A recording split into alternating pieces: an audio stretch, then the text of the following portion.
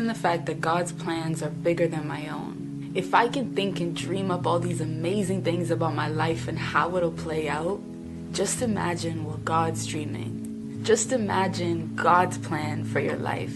You see, because His plans are greater than our understanding. They exceed all of our expectations. And so I rest. I simply rest in the fact that I can dream all these things. I can get so excited about my future.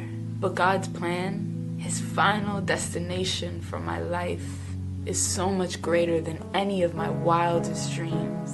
And so I rest in the fact that His plans will always be greater than mine. I surrender to His plans for my life.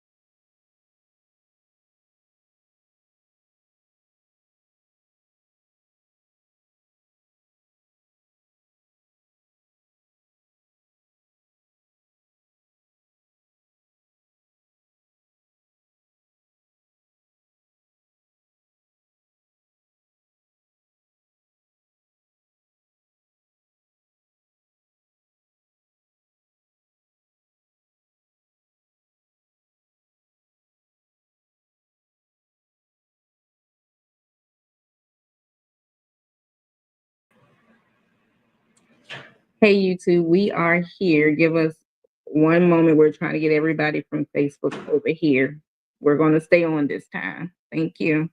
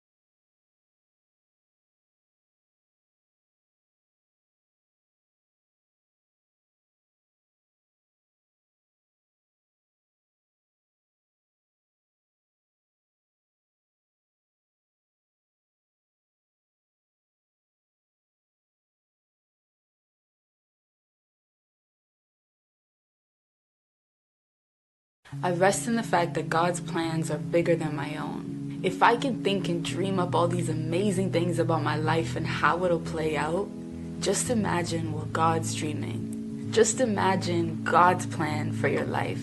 You see, because His plans are greater than our understanding. They exceed all of our expectations. And so I rest. I simply rest in the fact that I can dream all these things. I can get so excited about my future.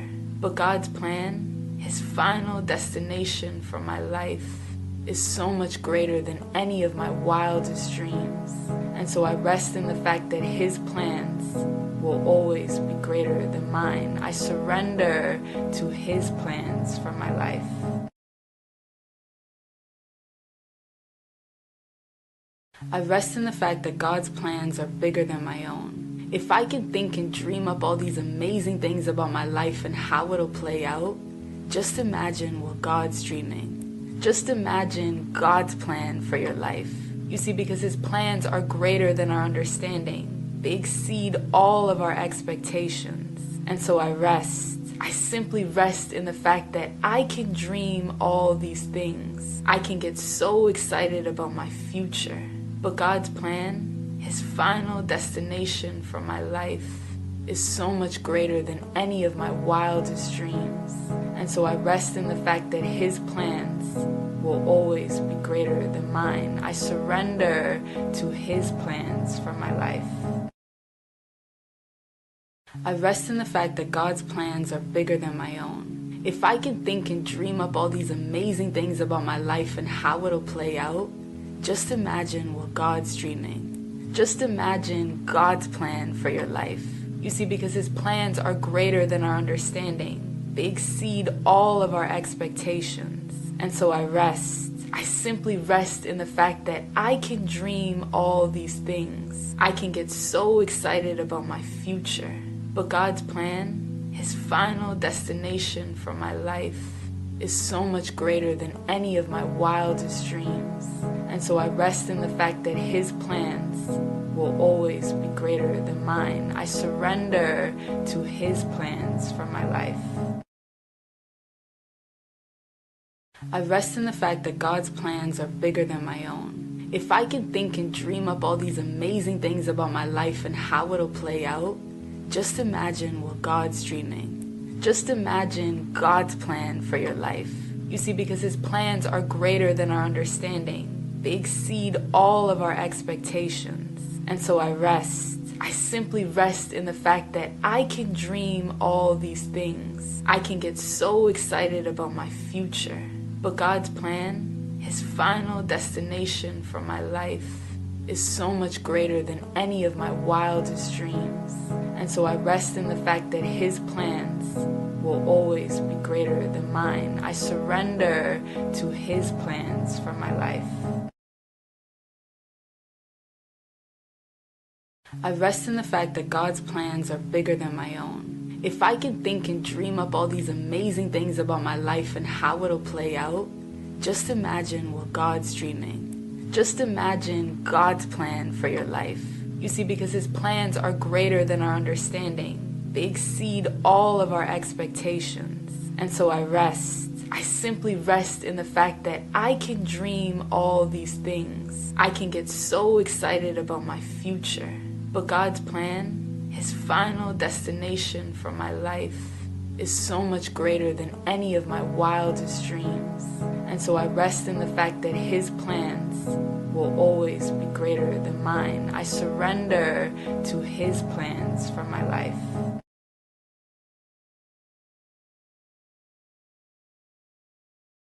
I rest in the fact that God's plans are bigger than my own. If I can think and dream up all these amazing things about my life and how it'll play out, just imagine what God's dreaming.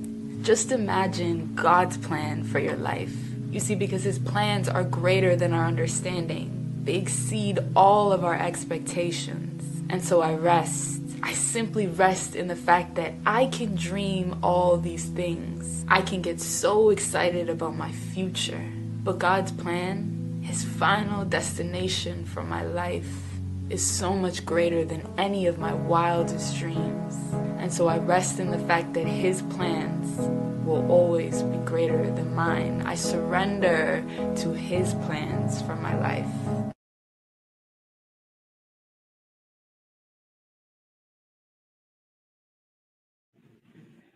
All right, YouTube. All right. You got it. All right, YouTube. I have kept you guys waiting long enough. Let me move my stuff around so I can see comments coming in. We've actually been keeping you guys long enough. Hey, Elton, I believe that's you. Not for sure if it's you or what's the name? Rashana Shannon. Hey, Rashana, how are you guys? Welcome to YouTube. If we're starting a little late, it's because I'm trying to have all of my Facebook people come over here. We actually been having trouble shooting all day, and I've done this forever, but StreamYard, where we're streaming from, has changed a lot of things. So that's why we're so late. And I really, really do apologize because I don't function this way. So I'm still trying to get some people from YouTube over here. While you are here, this is our group, Mind Matter. Mind Matter is a founded platform that I've started. My name is Sharika Mitchell, that I have started back in, I believe, 2020. And this group was created, for those of you that are new, this group was created due to the fact of a lot of mental wellness issues that I had previously in my life. I was young. I had gotten married at a young age. Thank you guys for logging on. Say hi in the comment section as you're coming in. I was young. I got married at a young age, had a daughter, and divorced within 5 years. That took a complete mental strain on my mental. That took a complete mental strain on my finances. And I didn't know how I was going to make it out. I also, during that divorce, I also struggled with a daughter that was diagnosed, or caring for a daughter that was diagnosed with stage 4 neuroblastoma cancer. She was 4 years old and she was diagnosed with stage 4 cancer. And at that time, I was going through a divorce and a sick child that spent a lot of time in the hospital, not even a year apart. And I am an introvert by nature and I don't talk. So a lot of that stuff that I held in, I actually had trouble trying to maneuver through it mentally. And years after, I felt like I wanted to create a group for people that can have free space and free time to come on here and talk about life things in general. Not just having mental issues doesn't just mean that you have an anxiety problem or you're bipolar or you're schizophrenic. Anything can trigger mental wellness, such as finances. If you're struggling with that, money issues can weigh a strain on you, and it can it can beat you down mentally, or stress from working, or stress from having kids. They will wear you out. So regular stuff, or stress from somebody that is strung out or addicted to things such as drugs, or what we're talking about tonight, alcohol. Come on, you can name whatever it is that you're struggling with mentally that's interfering with your mental wellness. right in the comment section. So God laid it on my heart to go ahead and open up a group like this so that people can feel comfortable and safe to come onto a platform where there is no judgment and just freely speak. And I felt like I should say that because I have new people on the platform tonight. So that's actually what it is. I went through a life full of hell, and now I want to pay back by helping somebody else open up their mouth and their heart to kind of talk their way through things, and probably guide them to a counselor if that is needed as well. And this platform offers a lot of resources such as rehabs and stuff. If you need my help getting you into those, I actually have been serving in a um what is it, a disabled individuals group where I take care of people. I've been serving there for over 14 years. I do have connections within the Fredericksburg community and in other communities as well. So without further ado, because we kept you people a long, long time, and I don't want to continue talking, I have here with me my friend through my sister. She's actually friends with my sister, but I've known Penny for a short period of time, and I've always admired her go getting, her want to do the best thing. I've always admired that about her. And when I heard her story, which you guys are going to hear tonight, it kind of touched my heart because she was able to say, "Hey, I want to take my life back," which is what the topic is about taking back control. And she came to a breaking point where she wanted to go ahead and kill what was trying to kill her. So, without further ado, I want her to introduce herself to the people. Hello, y'all.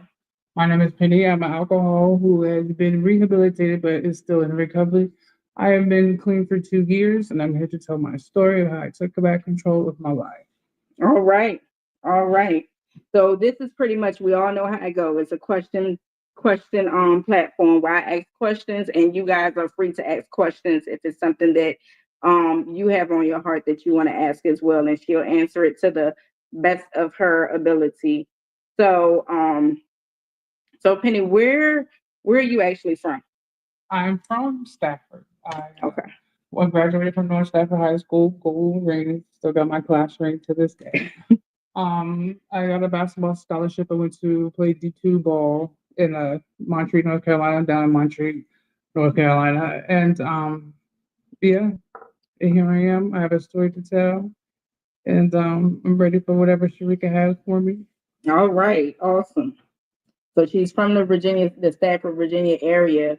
And how was we want to go into how your upbringing was. How was your upbringing? Oh, I had a good upbringing. Mother, father. I have two younger sisters. We all lived in the same household. Um, the When my freshman year in college, my father did pass away, and there's a story to tell behind that. But other Okay. than that, the childhood was great. Okay. So so that's how your upbringing was. And the reason why I asked that question is because some people start with some type of addiction because of some things that happen within their youth. So you wouldn't say that your upbringing or losing your father was something that kind of. Well, losing my father did have a lot to do with my alcoholism. Mm-hmm. When he died, like him and I, we weren't very close. Mm-hmm. So when he died, there's a lot of unanswered questions. So that had a lot to do with it because we never had that time to sit down and like resolve whatever it was between us and or to build a relationship that we could have had. Okay. And what was, look, I know this is a weird question. Well, we're not getting to question 5 yet, but what age did you start drinking? I started experimenting with alcohol like a normal teenager around 14, 15. But it got real heavy, in college years because you're away from home, you meet new people, you're at the parties. So during my college years, it was more of just experimenting and finding out what I like and what I don't like. Okay. And when did it become like a heavy? I gotta pick up more. Well, obviously after the death of my father, like things started declining for me, in life, and alcohol was there. Now, when I explain this to people about how alcohol was there, alcohol was my best friend.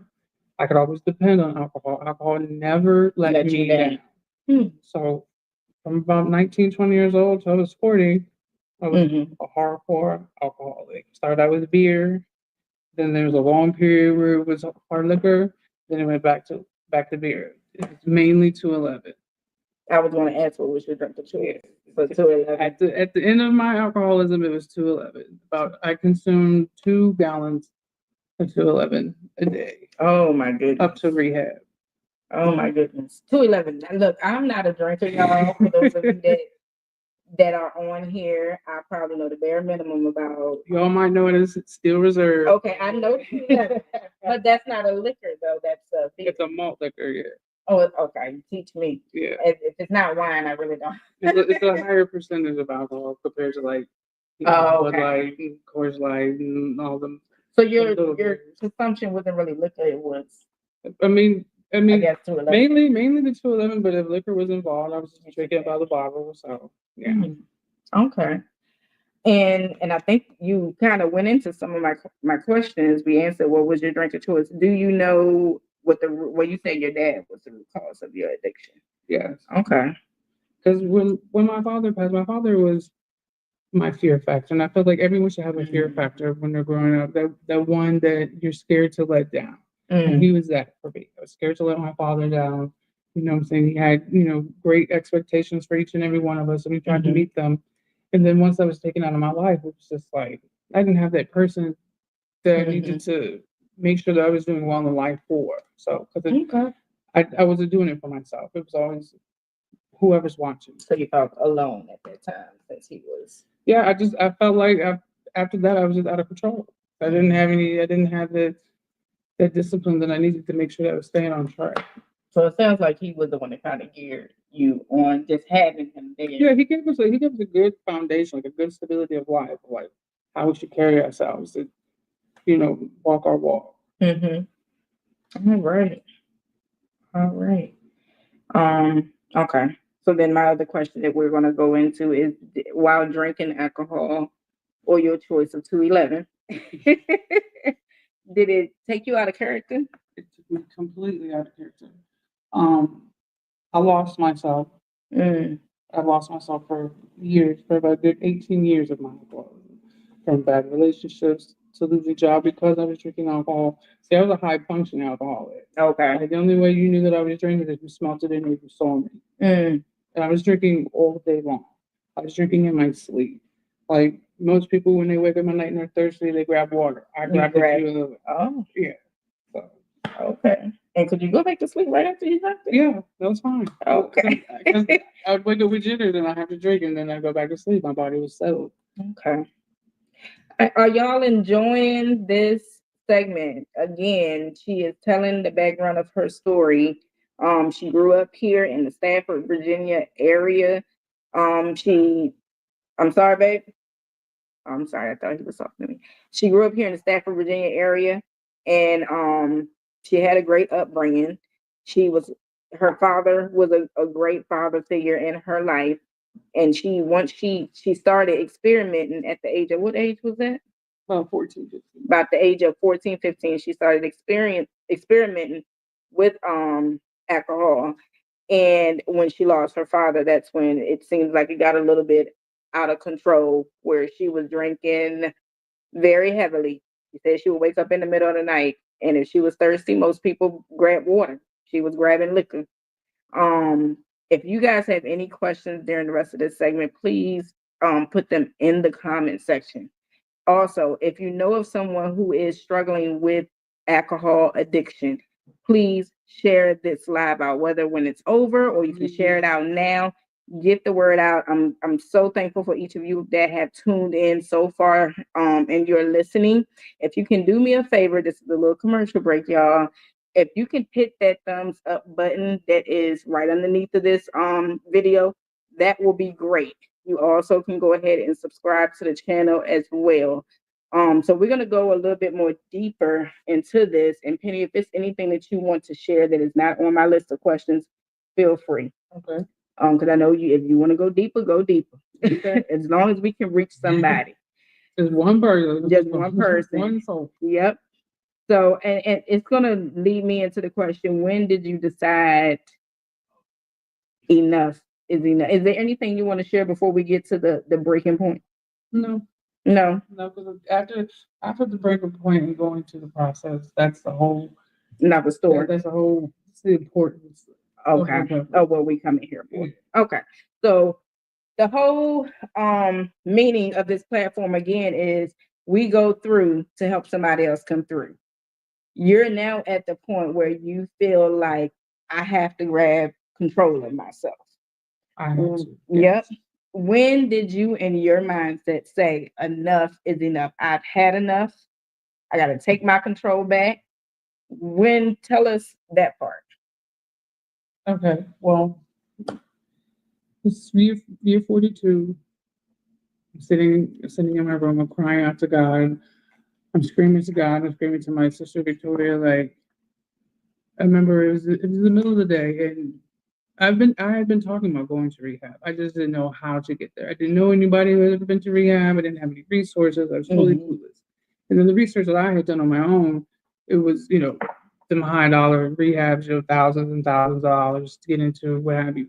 But I ended up calling a member of my church, and Was that at she Life knew Point? at Life Point. Yeah. Okay. So, and she knew someone who knew the whole process of me how to get there. So I did exactly what the lady said, and I was there by the end of the week. I went to Detox and Spotsy Regional. Okay. I went there for 9 days, and I told them that I wanted to go to rehab, that I needed to go to rehab. And they sent me over to social worker. I picked up my rehab, and I told them I want to go straight from Detox to rehab down in Richmond. I didn't want to go home. I didn't want no time in between. I went straight there. I went to One Source down in Richmond. Okay. You went to where again? It's called One Source. One Source and that's Richmond, Virginia. For those of you that are listening, even if you're listening and you don't want to comment and you know you need the help, it's called One Source. It's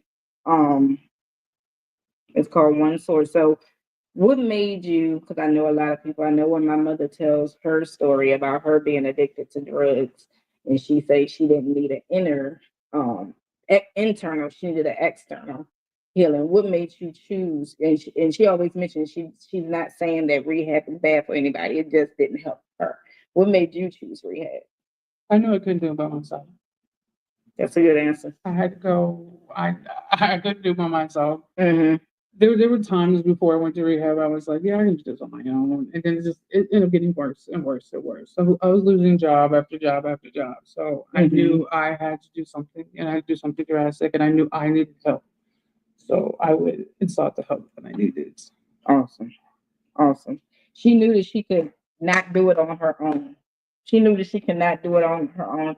And what ties that to why I actually started this platform is the fact that when I went through everything that I went through, I didn't believe in a therapist, and I kept living life like I did not need anybody until finally my husband was like, "Enough is enough. You got to get help." And I knew I couldn't do it on my own. Professional help. I have to seek out for professional help. And it's okay to say that. I can't do this by myself.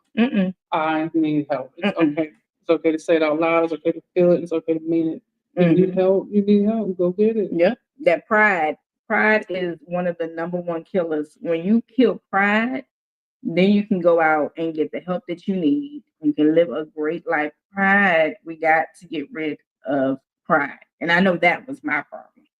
That was my problem. Pride was a very big problem for me. So I love the answer that she knew that she couldn't do it on her own. So what is, and I must not have meant to write this question down, but I'm gonna move into another one. Tell the people that's on here that have never been to rehab what is it like? What is getting admitted? What is that like? What classes do they offer? Let the people know. Well, because a lot of people just fearful because they feel like they're locked away from their family. And I know pretty much you are. It's okay, like in the sense that you are, but okay, detox. Detox wasn't even the scary part because they aid you with medicine to help wean you off of said addiction. Okay, so you're still okay. So those 9 days that I was in detox, I was fine. I was like, yeah, I'm about to go to rehab. I'm good. I haven't drank in 9 days. Like I'm feeling good. I feel like I'm really doing something. Right. But then when I actually get to rehab, it was like, boom. Like it hit me like a ton of bricks. Like this is when they start weaning you off of the aided medicine to help wean you off. So so they give you an observation week. They give you first week you're in your room. You're getting, accustomed to the campus. You got the option of going out, meeting people, go sit in a class before you actually start class. Get all feel, for the program. But when I tell you, the first thing that rehab did for me was humble me. Really? It humbled me. How so? Because I'm thinking because I'm about to be 45 on Sunday. So I'm thinking I'm going to be in with a bunch of kids. No, I was just in with people my age or higher, older. Yeah. And I was just like, I am better than this. Like, it was an eye opener. I was just like, yeah. And like to hear some of these people's stories is really what did it for me. Like, I don't want to be that age. Right. Some of them never had a job. 60-some years old, never had a job. This is the first time they've had employment or their own place to stay. Stuff like that. Been in and out of addiction all their lives. Like, so just seeing somebody else's struggle and hearing their story kind of continues. Yeah. Knowing that I don't have to sit here. I don't have to be here. Like I'm better than this. Like that, just seeing the surroundings and seeing that other people had it quote unquote worse off than I did. Because there is the argument, is alcohol really, but alcohol is the worst one. Trust me. It affects your body the worst, more than all the other ones. So oh, welcome. You made it in. Oh gosh, I'm so sorry about all the technical difficulties. Welcome. But yeah, that is a very good and so while you're still in observation, this is where how you see those videos where people are off their drugs and they're acting all crazy in the room. I had one of those moments. Yeah, I was wigging out. I remember calling my best friend Shantae and like I was crying to her. I was like, I was just upset I didn't have a towel, I didn't have the things that I needed. Like I was just going through it because it was new to me. And it's like I'm actually here. Like I'm not on any drugs at the moment. And it's just like my body's reaching for alcohol, it's reaching for some type of sugar. Like I didn't know what was going on. But I stuck with it. Just like they tell you day by day. You know what I'm saying? And then the next week after that, that's when you start your classes, you start meeting your facilitators, and those are one of the realest people that I ever met in my life. The facilitators? Yes. Like this one facilitator, he stuck out to me. Oh, it's Kelly. She said, "Hey, Penny. Hi, hey, how are you doing?" I know who's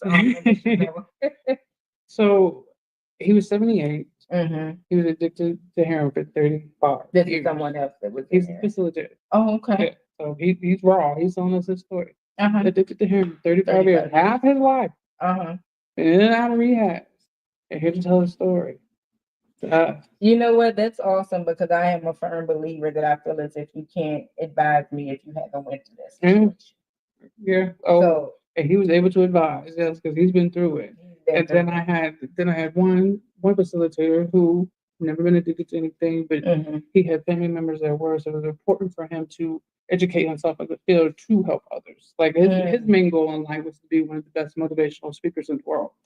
So he branded in my head drug-free life, which was the initials on my chain. So when I got out of rehab, including in my rehab, a gift from my sister Nicole, this is what she gave it to me. So this means dear to my heart. It's something that is very important to me. Right. So I want to go back to Penny. We're gonna get to that actually. I believe that's you on Alton's. We're gonna get to that. But I do want to go back to, and I don't want to skip over it because I worked in the hospital on a renal and respiratory failure floor. And I've had patients that had to kind of be weaned off of things and detox. And I've seen what detox do to people. How did you feel when you were going through the detoxing state? I know we breezed across that question, but did you feel any in or out of body experience? My alcoholism damaged my body. It damaged my body in ways of muscularly. Like it weakened my muscles. It wasn't as strong as I was while I was drinking. Because alcohol hides all your pain. Yeah, alcohol hides all your pain. So coming like being off of alcohol and trying to do everyday activities and everything like that, like it was hard to get back into a groove. My liver had heightened in its levels, but I was able to maintain that. My heart had it was larger by slightly, but I was able to maintain that. And then sometimes I would get messed up cognitively, like I would get tongue tied sometimes. So it's coming better since I've been sober for 2 years, but at the beginning, like being tongue tied, whatever, that was the most irritating thing for me. But other than that, like I've been in the gym since then. I've lost weight. I'm about to get knee surgery. I have 2 jobs. I'm back in school. Like I'm staying busy. The one thing is to stay busy. Stay busy. So I want to ask something else with the detox. So you did you crave it when you detox? Yeah. Okay. Because alcohol is sugar. So it's like alcohol is like being someone sitting in your body, like reaching throughout your body trying to find sugar. And you're trying to find alcohol, like where is it? Like you used to drink every day. So there was a lot of pain that went with that. And then the dreams. So you had dreams when you Like the dreams were wild. Like sometimes the dreams were so overwhelming that sometimes it was scary for me to sleep sometimes. I didn't know what I was gonna dream. Well, if you go to the store, it does say that alcohol is a spirit, so it must be true. You dream wild dreams. Those have subdued some. I might have one occasionally here and there, but at the beginning it was right. Yeah.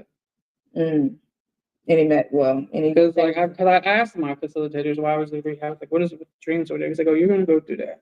Some people they never get over it. And it was like, and like with his particular situation, like it was like 10 years and he stopped with all the lucid dreams. But at least mine have died down some. So I'm thankful for that.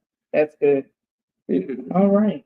So great. We got Kelly said that she's proud of you. Thank you, Kelly. Thank you. Keep up the amazing work. Yep, she's doing a great job. Ashley said it's a great job, Penny. Thank you, Adria. Yep. We appreciate you sharing your story. She needs to get out here, and that's why I said I'll grab you because people have to hear successful stories. The way some people function and the way they get through their things is by looking at somebody else that has made it. And honestly, going back to the part where I said I can't have somebody advising me that hasn't been through what I've been through. Everybody's stories look different, but if I can look at Penny and say, if you can do it, I can do it. Yeah. So I mean, but it is easier said than done. Yep. But it's it's true. You have to want it for yourself. Yeah. You have to do it for yourself first, and that's a given. Like when people ask me, "Oh, what do you do it for?" I do it for my family because me getting sober for myself, that's a given. You're going to get sober for yourself because you want to get sober. But the main reason I did it for my family, I owed my family this. I owed my family to see that I can do this, that I can be successful, and they can see a prominent family member. That's good. Like a leader in the family again. I love They can see that light back in my eye. It's important. And for my mom, it's important for my mom to see me do great. Yeah. That's awesome. Had to do it for your family. Kelly said that's right. Your story will pull someone else through. It sure will. Say I'm so proud of you, bud. Thank you, saying Samantha. Yep. And Ashley said that is good. I love a great successful story. I live for it because we have so many people day in and day out that sit and they make all kinds of excuses. But I'm like, it is always a way out. It was. I was determined to find it. Like I was determined because I was like, it just can't be based on money why I can't get help. But right. I found it out. I went. You didn't give up. Completely free, y'all. I didn't have to pay nothing. That's all. Oh. Yeah, because it's like when you go to court and you need a court appointed, you don't have nothing. You get the free lawyer. Yeah, went into detox with the social worker. Except for yours. I don't have nothing. I got my Medicaid and I was able to go to rehab. That's awesome. Thank you, God. Yeah. That is awesome. I remember when I heard I think it was a story I went to watch Moana 2, and I posted this on Facebook, and she in that movie that has stated that if there's hold on, I have to pull it up because that's what kind of pushed me to remind myself there is always a way. There's always a way. Like I said, we make excuses. I probably gotta go all the way back in my daggone feed. This is crazy. But there is always, hold on, I think I got it. But what's important though is that people need to realize the ones that do want to get the help and they want to become sober, there's different sober paths. Not everyone takes the same sober path. Like for example, AA does not work for me. Not AA. God is my AA. There you go. So my baby girl took care of me in the comment section. She told me and reminded me, and I actually found it, y'all. And Moana too, that statement that they had said kind of stuck with me because we always make excuses. And in one of those scenes, they said, there's always another way out, even if you have to get lost. yeah, you have to lose yourself. I was lost and I found myself. You have to lose and I am yourself. becoming what I want to be. That is so good. Oh my God, that is so good. You have to lose yourself to find yourself. That will speak. That will speak, I should say, different sober paths. Yes. So I don't want to keep the people on long, but I do want you to give them like a picture of what classes they offer when you're in rehab. Like what do those classes? So, like, what strategies like each facilitator is going to focus on a different aspect of your life, especially dealing with the triggers. That's the psychology part of it. Then you have the social part of it, how to deal with the peer pressure, and then recognizing your triggers, what they will be, and how to overcome them. Now, at first, and I recommend this for everyone who do go to rehab and then they get out. Take 6 months and don't do nothing. Stay home. You're not ready for the world yet. That's one thing. You get out. Yes, that's one thing that they stress. They was like, because when they're like, "Oh, what's the first thing you're gonna do when you get out of rehab?" And then they was like, "Get a job." No, they don't even want you to do that. They want you to sit at home, get it together, and slowly progress yourself back out. That makes sense. That way, you're not so quickly to get back into your old habits. Like I stayed in the house. I didn't work. I didn't do anything. So I was getting on my mother's nerves, like because I wasn't working. But that makes sense. You need to at least take 6 months to yourself, get your mind right. Just being back at home, right? Thinking about everything that you've learned and how you're going to apply them to the real world. That makes sense because you have to just slowly wean yourself back in to what took your life. Yeah, but then because with me, alcohol is everywhere. Go to the gas station, go to the grocery store. So it's just like I had to, that was my thing. That was me. Go to the gas station, grabbing my 240s and coming out. So now when I go into a gas station, I don't even go on that side. Like I'm going to Walmart or going to a grocery store, I'm not even going down that section. I avoid that. Those types of things. Sometimes a pop of a can or a twist of a bottle, it'll make me do a little whatever, but for the most part, I'm okay. I'm so happy. Yeah. Ashley said, wow, 6 months, you're not ready for the work. I know that. But I understand. I understand the logic of thinking that. So you went you have to take your time with it. You have to detox like you're supposed to, go to rehab, take in the information. Just don't go there because you're making somebody else happy. Right. Yeah. I'm going there to get because people were going there to get their mom off their back or whoever off their back. And some were actually homeless and taking up a sober bed for someone who actually needed it. You understand what I'm saying? Because it's a free program. So it's just if you're going to get sober for all the right reasons. Right. That's good. A good question here. Can I ask how you were able to adapt to society again, and did you have to change your circle? How I adapted to society again was I only went outside of the home with people that I trusted that I knew weren't going to put me into alcoholic situations. So accountability part. Yes. So I started out with that, and then it was okay, we're gonna get a job. So thankfully, Texas Roadhouse took me back for the third time. Thank you, Brody for life. So so then I started working, and then it got easier and easier. Then I was okay, I want to do more. I want to get a second job. But staying busy, wasn't even thinking about alcohol. Then I was like, then I started helping other people get sober. I got 4 people under my belt now that I've led to sobriety, and they're still doing good. That is I so love good, all of Penny. y'all. Yeah. This Is why good. platforms like this are very important for me, because I'm going to change more lives. Yeah, And I'm also in school to do this, to be a peer counselor, to be an addiction counselor. I'm so proud of you. Yeah. That is This just good. might be a calling for me. So this is what It- I realized, and this is what I'm doing. That's your calling. That is good. Did y'all hear that? She hadn't even been out. How long have you been out free? But from rehab, 2 years, 2.5 years. 2 years sober. Yeah. She has been out 2 years, and she's already doing the work that God has placed upon her by helping others to come to recovery. Y'all don't mind my dog. My daughter must have let him loose. But she's helping others to come to I'm about to throw this cup through this screen. Oh, that is good, Penny. I'm so proud of you. That is awesome. She did not take it for robbery to just think about herself and no one else. She is giving. That's what's called giving back to your community. Yeah. And then another thing to answer Ashley's question, did I have to change my circle? The circle is going to change itself. The number one thing that's going to happen when you're going to get sober, when you're in recovery, you will be lonely. You will be lonely, and it's gonna suck. It still sucks. You're going to lose a lot of people who you thought they were your friends, but you're going to figure out who are your friends. Gosh, this is bringing me to tears. This is when you're going to find out who really has you. And if it's 2, 3 people, then so be it. That's what it is. You hold on to those 2, 3 people. Thankfully, luckily, I have a wonderful support group.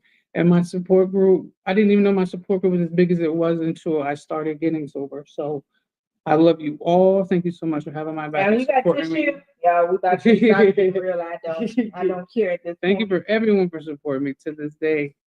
Like every time I have an anniversary, I'm celebrated, and it feels great. It feels great to be here in my shoes today. So I'm truly touched when I see people. The testimony speaks for itself. I love the fact that you took it serious. You thought about who you was hurting. Thank you. Thought about who you was hurting. Life. That's my A1 day one with Shauna. All right, and he pushes me to stay sober. I mean she's one. I celebrate her. I celebrate her every 22nd of the month. That is so good. When people Samantha, she is 9 months sober. Her year will be in March. Congratulations, big celebration Samantha. for you. And look, if you let me know, I'll come to that celebration. Absolutely. Congrats, Samantha. When you make a year, we're gonna get you on here. Yeah, it's March. March 22nd. Write it down. Oh my gosh, it's touching. I love to hear successful stories. And the thing about it is just listening to Penny, she knows she's not saying that she's perfect, but she's willing to continue to do the work that God has set out for her. I'm not square about a little square life. Like, well, and a square life is not boring at all. You notice that? Yeah, it is not boring at all. Like, oh my God, I'm lost for words. And I be trying to tell people like, it's okay to be square. It is. I feel like I make square look good. So it is. I love it over here. It is. Ashley said, "See, that's the kind of friends you gotta have." Thank you, Adria, babe. Adria said, "Congratulations, thank you guys. Yes, congratulations on 9 months." So you said 2 years sober, and I will say tell the people how you celebrate. I see Penny celebrating on Facebook all the time, and she don't do no small celebration, and it's to be celebrated. Yeah, well, for my second year, me and my best friend went to Vegas in September. In the city where all the alcohol. How was that?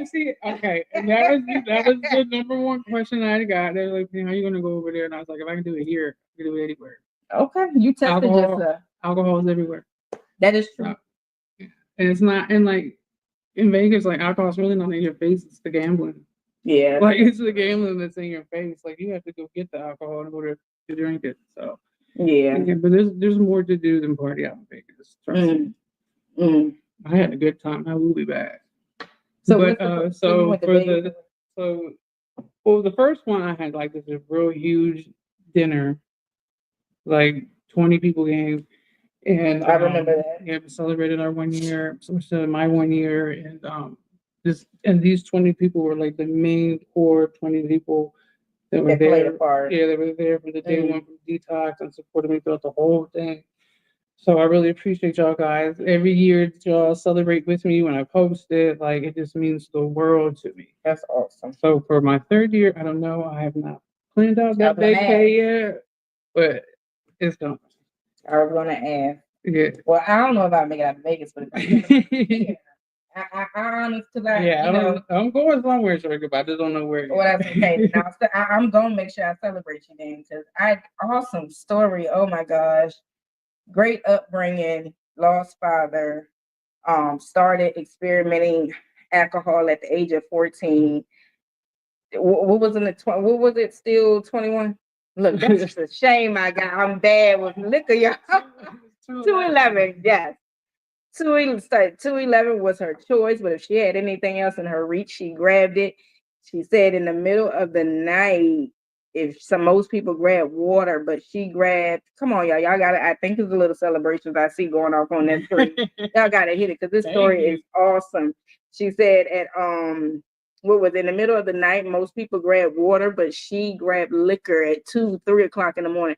That is a testimony. And then she came to her grips where because she lost control with alcohol. She allowed it to take over her life. But she had to realize the people that she was hurting, and she wanted to put a smile on her mother's face. She wanted to make her family happy. She wanted to be a leader.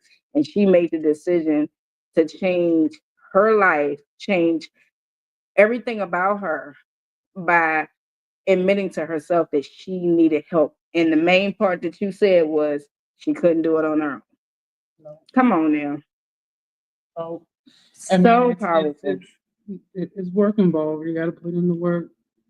There's a lot of work involved. You just do the work. Just have to do the work, and you have to surround yourself with the people that are going to help support you through this. Like you got to take out the trash. You got to get rid of all the garbage. That's a good way to put it. Take out the trash. Penny over here preaching to me. You got to take out the trash so you can continue to be clean. Oh my goodness. I could go on and on and on because I love this story. I just do. I love this story. I love it. I'm so proud of you. Glad it touches you. Hopefully it touches somebody. Oh, it did. You got the people commenting. And you can also show your way of being touched by hitting the thumbs up button just to say that you like the video. You can share this live because her story needs to be reached everywhere. It's not about me. That's the thing. When I put a name up in the corner, you see Mind Matter. On the shirt, you see it's not about a name. It's about the stories that come across the platform to help others. So it's more than just our name. We're here. Anybody that I bring on here is here to help someone else. Because who knows, there may be 50 million alcoholics out in Brazil, but YouTube gonna reach them because we can't be there. So the stories need to be shared. Take out the trash so you can continue to be clean. As she said, take out the trash. Take it out. Yes, I'm so proud of you. I'm so proud of you. And I will say that when you walked the walk that you did, like you said, when you was a a functional alcoholic. Not once could I tell that you were drunk when I was around you. Not once. Yeah, I kept the bottle. Yeah. And we do sadly to say, but those days are over. And I've had family members such as my uncle that has passed from sclerosis of the liver, and God kept you. Your liver is. When I got tested in rehab, like everybody does, see what damage has been done to your body. The doctors were shocked that I didn't have any type of damage because of how much of my consumption. That's God. Yeah, it took 32 days to get all the alcohol out of my system. Just as long as it does for marijuana or anything else, it took 32 days for them not to detect any alcohol in my system. 32 days. And the last day I sipped alcohol was September 2nd, 2022. September 2nd, 2022. Yeah. 9 922. That's awesome. That's all I can say. And what keeps me motivated, and this is one thing that I think people need to realize, especially with me, like when people ask me like, "Oh, are you scared to relapse? What do you think is going to make you relapse?" And what keeps me from relapsing is the fear of losing my time, my sober time. That sober time is so important to me. If I mess up, to think that I had to start back at zero terrifies me. To lose that good time. When you've gone 2 years already. Yes, I will be devastated. I will be disappointed with myself. Like, so my sober time is very important to me. To add another day to my sober time, it just means so much more to me than to lose it. So Awesome. And I see you, like you said you help bring 4 people out, and I see you helping people. Now all you see on her Facebook post is this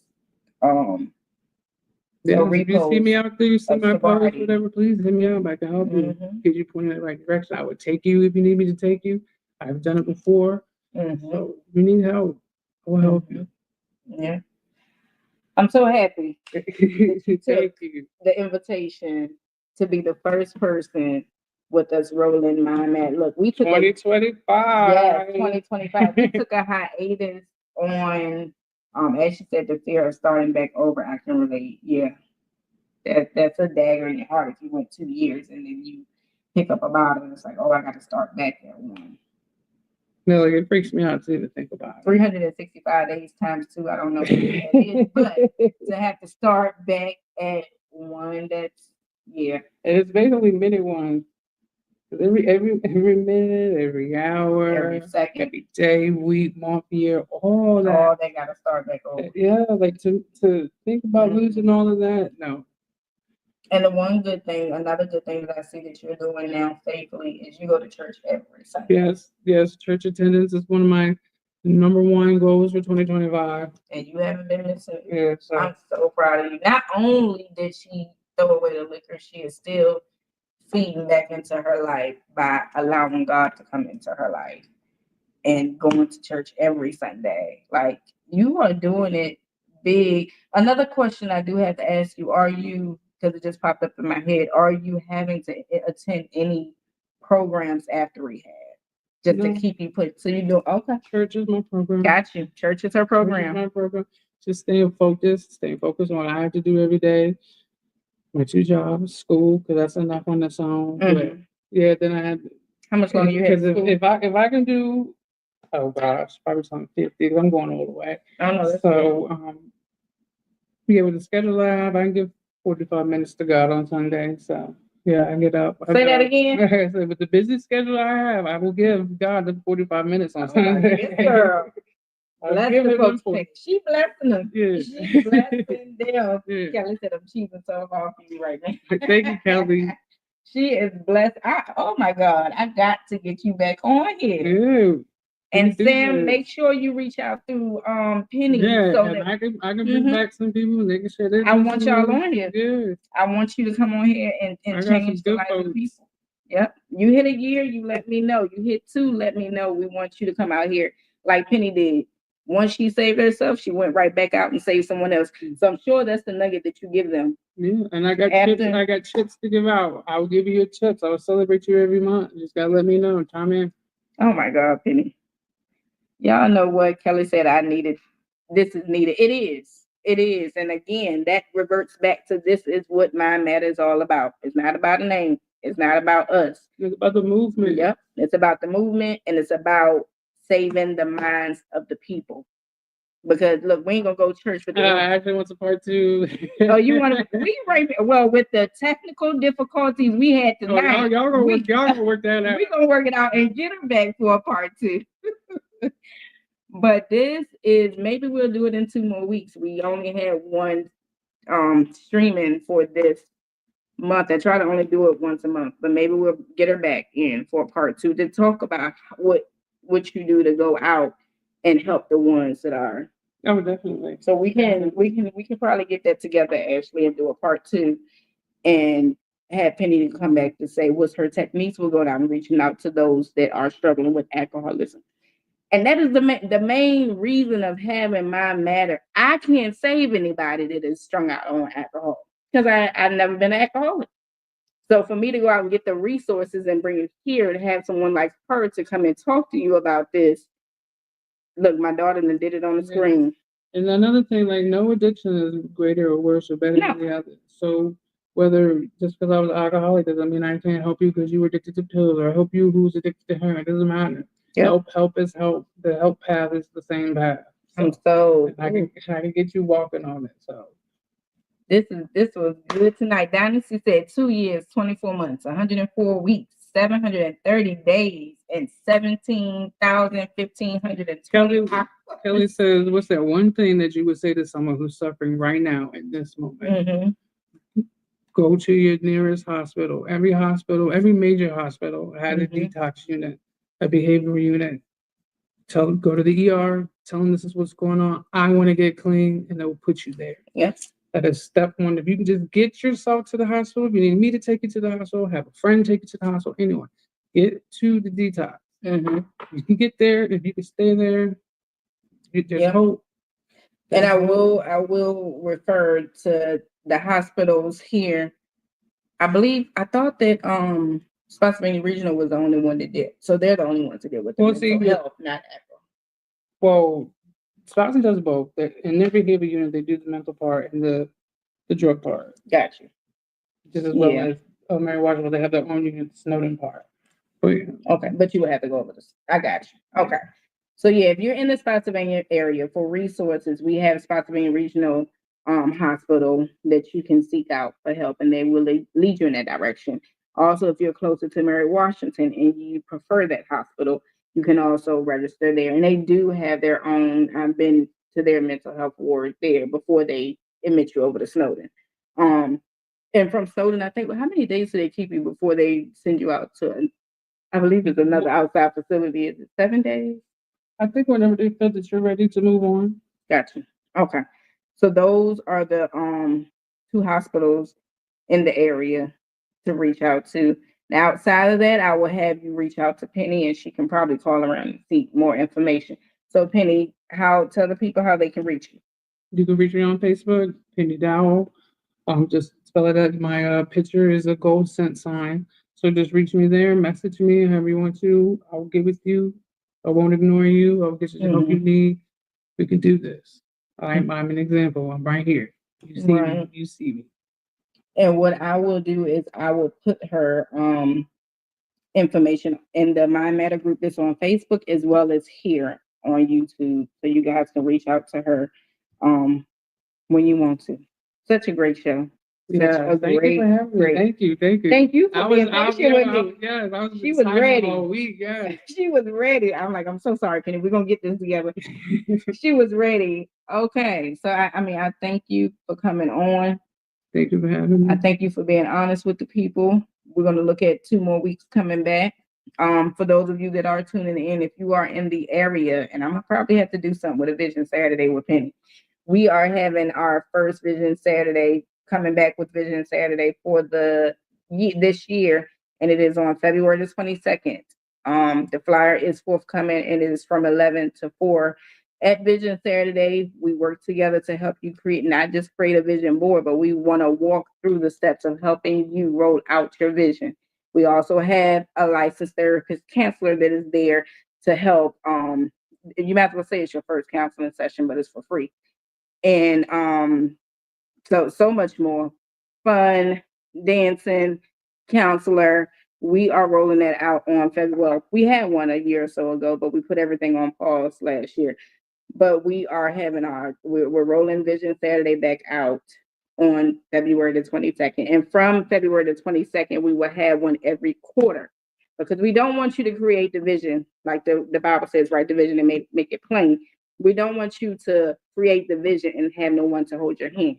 We're meeting back up with you every quarter to follow up on what you did within the last 3 months with your goals. Yeah. So we have counselors. Follow through is always important. Yep. Someone checking in, someone checking back in on your progress, and let those people know they see you, they watch you. Yep. Yep. So just stay tuned for the flyer if you're in the group. the main place that you will find anything is right on my Facebook group page, which is private for certain reasons, because this platform is only for those who really need it, and I don't need no drama or any confusion in the group. So stay tuned for the flyers. February the 22nd, we're relaunching it, and we will have a counselor for the first session. After that, we will have people to come and talk to you and tell you how they made it through the things that their mountain and what was blocking them.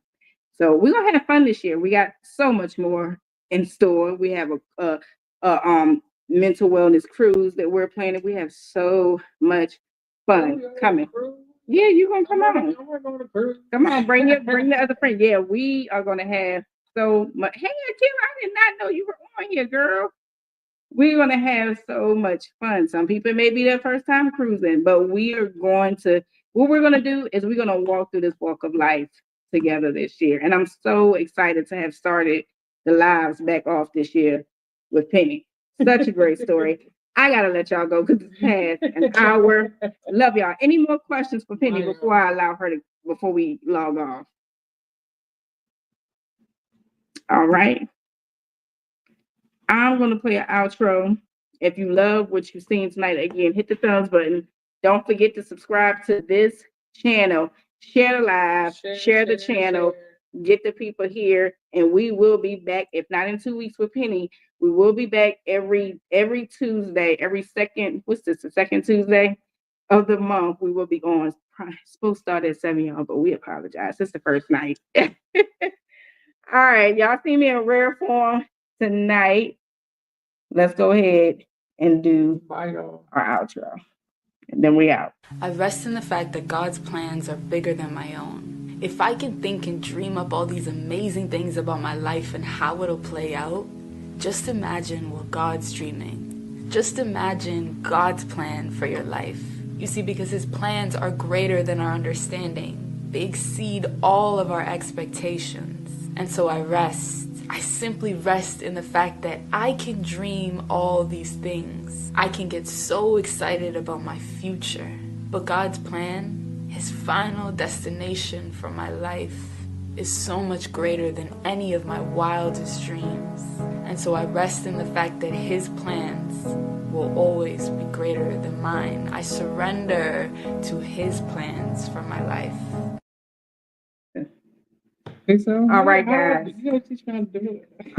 Me and Penny just had a conversation off camera. So I don't tell many people that come on my lives, and I don't really, have the time. And I'm gonna get up off here because we can go on and on. Hey, Stephanie is another one I gotta get on here because she also. How many years, Stephanie? Put it in the comment section. She's also free of alcohol. Put the years. Look, we celebrating all of y'all with sobriety tonight. Put the years. We're going to get up off here. Those that got to go. Y'all free to go. 2025 is going to be sober live. 3 years. I'm almost there, Stephanie. Yeah. Yes. I'm so excited for y'all. I got to go, y'all. Y'all going to keep me on here all night. Stay tuned for everything else. I love each and every one of y'all. I don't tell too many people. That's what I had to end it with. I don't tell too many people or, that they should go live, but this one, she needs to start a platform. And you said y'all gotta stay on. We gotta get off here, Kelly. I gotta go to work in the morning. I still got all the tea. We coming back. I still got content stuff to do tonight before I go to. I gotta go, but she'll be back. But she got to start a live platform just for sobriety. We got to get it up out there. When you see something in somebody, you got to pull it out of them, and that's what I see in you. Y'all, we'll talk to y'all later. We did this, Penny. Yeah. Good night.